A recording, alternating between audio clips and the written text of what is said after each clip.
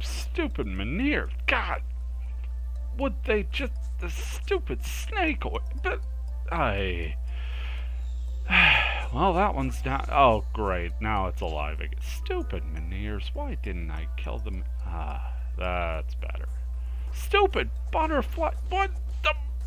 Will it just... Come... For crying out loud. I just... Will it... that's better.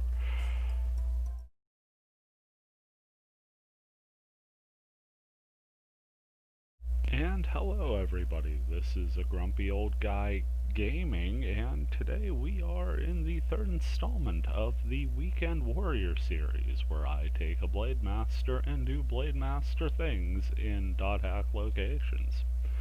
Normally not a series where I talk, usually for the betterment of myself and others, but something went wonky with the audio here. Pretty sure I just forgot to turn it back up after turning it down the previous night just for some free play. So we have no sound on this video and y'all get some quality time with me. As you can see, we're battling here in a fire element field, desert themed. Up against a noisy wisp here, which is quickly joining my list of enemies I absolutely loathe finding on the field. Very difficult to hit. I'm imagining it's a bit more susceptible to magic attacks than physical attacks. If that's correct, feel free to let me know down in the comments there. Also seems to have a death touch ability, which fortunately in this game isn't one hit kill. Rather conspicuous shadow there on the field. As I was saying, death touch doesn't outright kill you. Takes you very low in hit points though. Grab ourselves a symbol, and we got Rig Same, which regenerates your health over time. Very useful to have as I come up on a pair of Dark Witches here. Managed to take out one before it casts. The other hits me for a little bit of damage, but not too much. I am currently level 25 with this character, and this is a level 19 field, so I feel confident in clearing.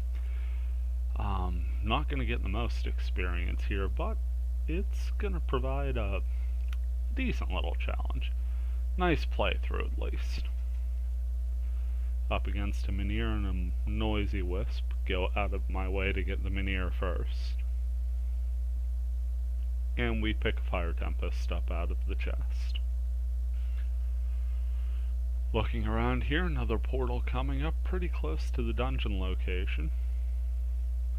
This one's got a Manir and a Dark Witch in it. Take the Manir out, get hit with some crashing skulls, and then take the Witch out. See a spring of mist on the other side of the dungeon there, so we're going to take a bit of a wide circle around. Pick up this Oh No melon on the way. Picked up a bunch of Oh No melons in the last episode of the Learning to Die Less series.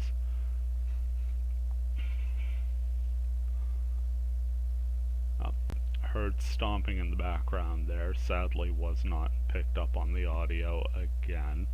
My fault on that, but I paused for a moment and just looked for the Manir. Since menus and dialogue boxes do not pause in Fragment, it's a bit of a risk to come up to the spring without making sure you're clear.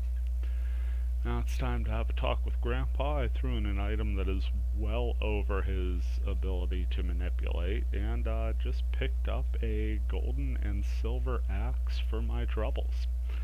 Seeing something rather large moving across the screen there. If you notice in these fields every now and then, you get a bit of a traveling object or a mysterious thing popping in and out of the scenery, and well, this one kind of... Man, that's just a weird thing. I'm not gonna lie. Pretty fascinating to me as I was playing through there. There was this weird sort of resonant noise that was picking up in my left earphone as I was playing through every time one of those would float overhead. They continually just popped in and out and floated across the sky there. Wanted to get it on the screen there for a bit. And we go back to trying to clear this field, take out a Minear, and deal with the noisy wisp that follows.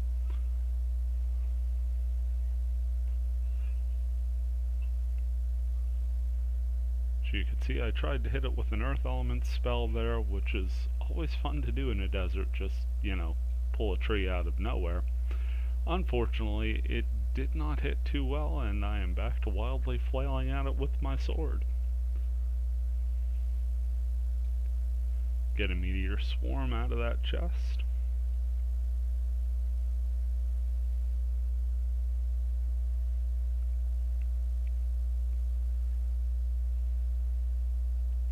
Take out a Minear and a Dark Witch real quick here, and a heal to get me back up to full health. Playing cautiously despite my confidence in my ability to overcome these things, because again, even level 19 being slightly over leveled as I am, there are things here that are a bit of a threat, especially in groups. And right on cue, here's 3 Minears.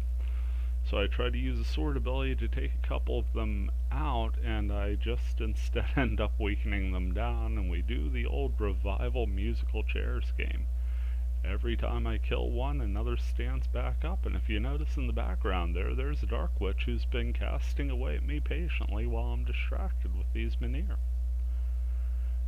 Take them down, and yeah, took me down to about 321 health there. Not in imminent danger, but in the yellow section.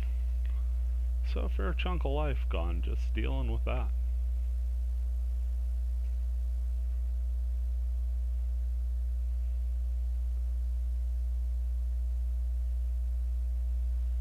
Go ahead and switch my mini-map view there for a second, come up on this symbol, and we pick up Apt Orb, which is an accuracy boost. Actually a skill I have equipped to this character, so that saves me about 15 skill points right there.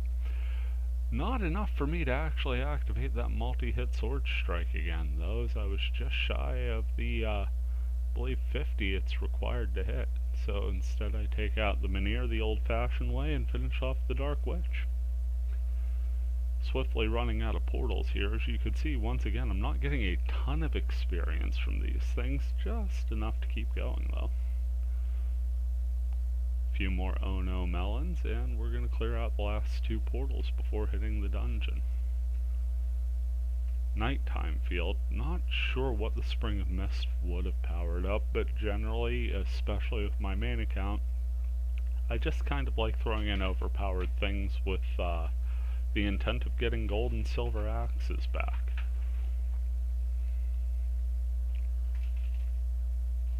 Tend to be things I've looked out for ever since the IMOQ quadrilogy or tetralogy, I'm not sure what the word is, the 4-game series for the PS2.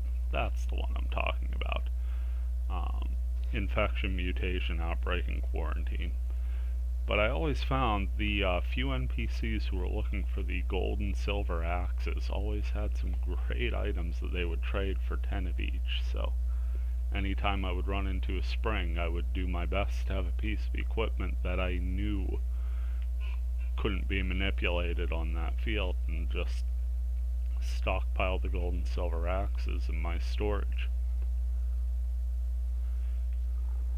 Finishing up here, almost missed that symbol. App Anid, it's a darkness element boost, which was rather fortuitous as I come up on a couple of Dark Witches here to close out the field portals.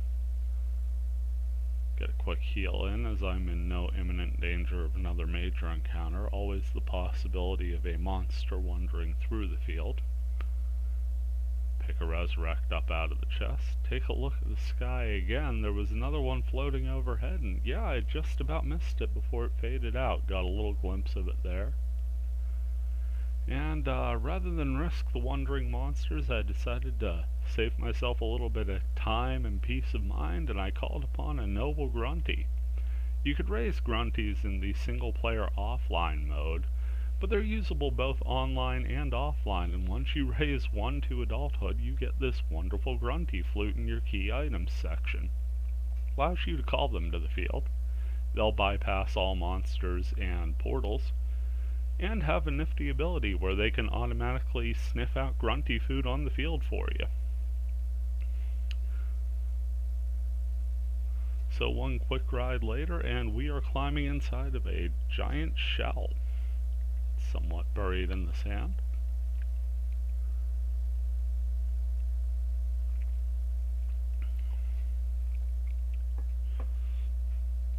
Dungeon loads up here. On the first floor, this looks like yet another Flesh Walls dungeon, easily the creepiest of them aesthetically. Get a chest and the full is acquired.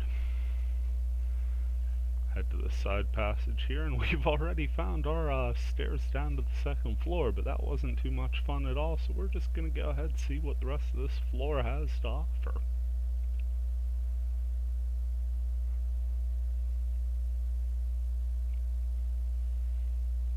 Got a branching path here. Crack some eggs, get an antidote, and move on. Here's our first portal of the dungeon, and inside is a noisy wisp and a dark witch.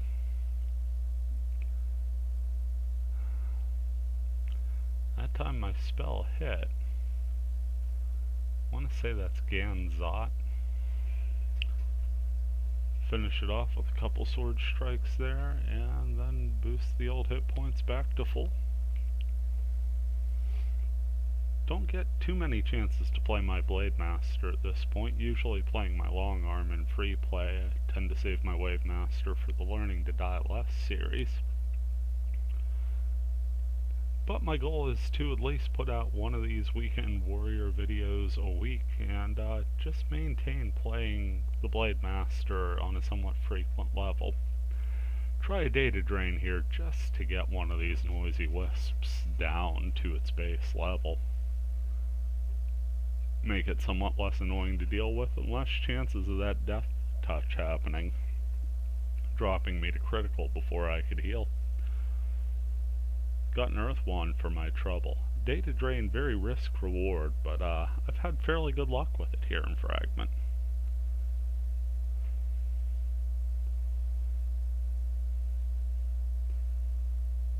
Here I've only got one left, but just having a heck of a time actually putting damage on it.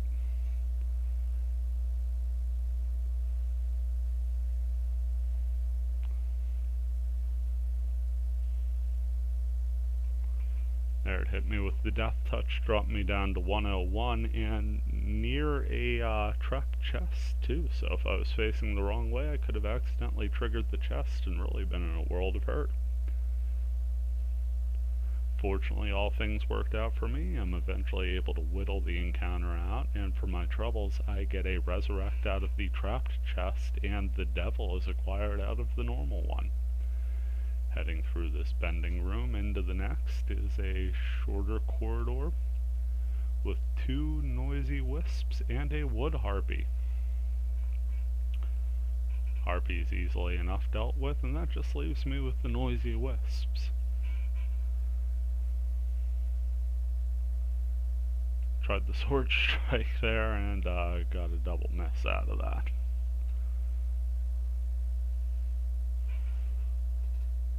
So I used a couple Mage's Souls just to keep piling on the damage, managed to take one out and decide to go the conventional route, attacking the other.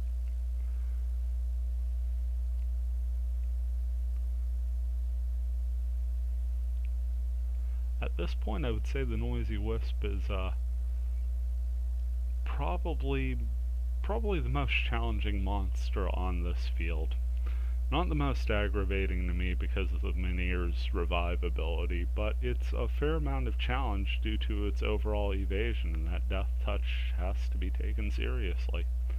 Take out the Dark Witch there in mid-cast, so the spell effect goes off, but no damage is done. Doesn't sound like the worst thing on the planet, but while that spell effect is going off, for those of you who haven't played the game or maybe haven't played in a while and are just tuning in, it will freeze your character in place. Monsters are free to run around and attack you, but you can't really do anything but stand there until the animation's over. So even in that respect, if you take a caster out but not in time, even the spell animation is a bit of a stun effect.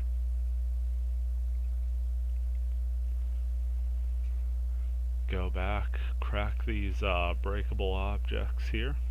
I love the fact that it's random when they respawn every time. Like, it could be an egg the first time you go through, crack it, and then if you have to backtrack, you go back and it's a vase or a corpse warrior.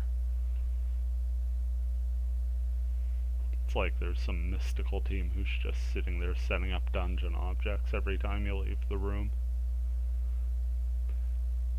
Apologize for the slowdown here. Computer couldn't quite handle 4 dark witches trying to cast at me simultaneously while playing at full screen. Remedy that situation quick. Take out 3 of them with that multi-hit sword strike, and then the 4th manually.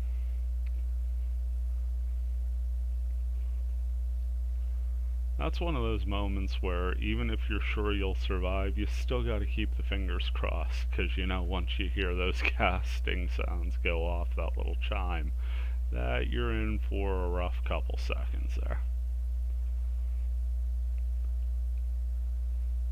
Still, all in all, a memorable encounter for this dungeon. One thing I could say, the portal variety, even with these fields and dungeons not having a super deep pool of monsters to pull through, doesn't feel overly repetitive as long as you're not dealing with like a 10-floor dungeon. By the time you get to a 10-floor dungeon, I suppose everything feels repetitive.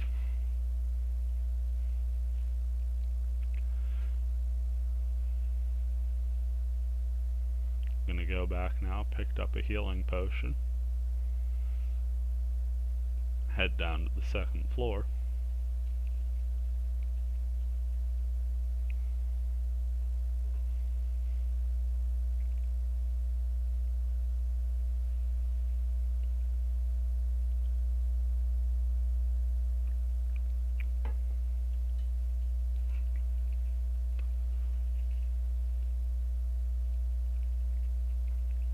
And we've got a portal right away here.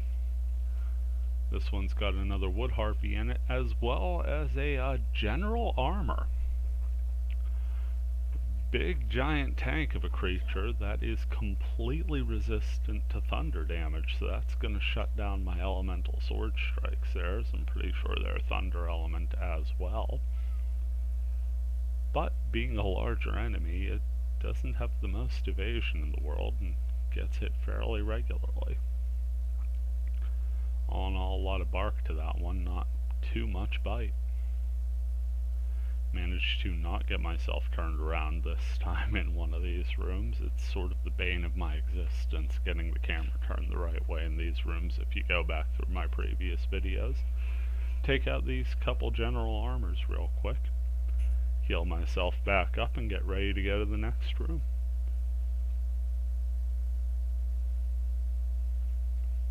Little 4-way intersection here. Couple more general armors, 3 in total. Hitting for fairly solid damage there with the shifting enemies. They managed to shift my character's focus from the one general armor to the other. Didn't really affect me too much, but it did give a chance for a couple extra attacks out of that one where I thought I had it completely down. Grab the Fire Tempest out of that chest, and the Devil out of this. Head up and find a small dead-end corridor. Another 2-chest room with the Devil and the Death. The items like the Devil and the Death, based on tarot cards of similar names. I don't really use them. Again, consumables like those and the spell scrolls I tend to just stockpile and then sell off for money to replenish my items. take out that general armor and a wood harpy. There's an altar at the end of this room, but it is empty. A lot of times you'll see either chests or eggs sitting on them.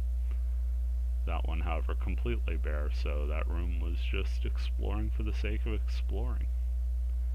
This one's got a little chest in the middle and that little walkway, if you could see the blue dot there in the mini-map. So I'll clear these enemies out real quick.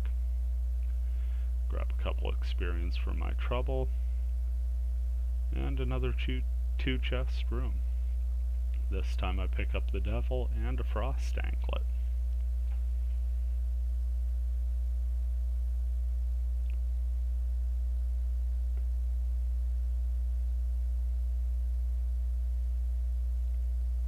Go wandering back. Head through that final room from that large square room we encountered our first portal of this floor from.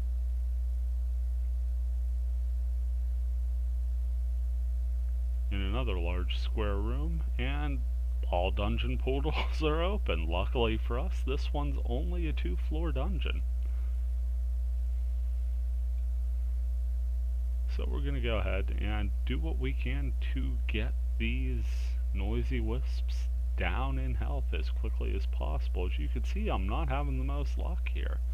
I had a little success off the initial strike, but it took me so long to hit again that the damage I dealt was sort of regenerated by the monster. Not the happiest news for me, but you regroup as one does, and you just keep swinging away, because playing a Blade Master, that's pretty much the playbook.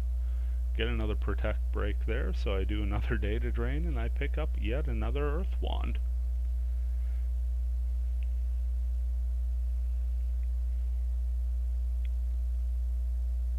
Take out that Wisp, and that just leaves it.